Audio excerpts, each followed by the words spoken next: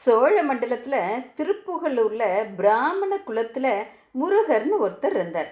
அவர் சிவ பக்தியில சிறந்தவர்.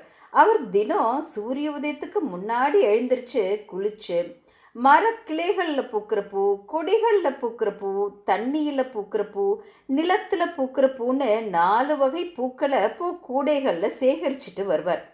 தனியா ஒரு இடத்துல உட்கார்ந்து நிறைய மாலைகளை கட்டி அங்க இருக்க வர்த்தமானீச்சரம்ங்கிற கோயில்ல இருக்க பரமசிவனுக்கு சாத்தி அர்ச்சனை செய்வார். திவ்ய மந்திரமான ஸ்ரீ பஞ்சாட்சரத்தை ஜெபிப்பார். இப்படி செஞ்சுட்டு வந்தப்போ ஒரு சமயம் திருஞான சம்பந்தமூர்த்தி சுவாமிகளோட சிநேகிதரா ஆகிற பெருமையை அடைஞ்சார்.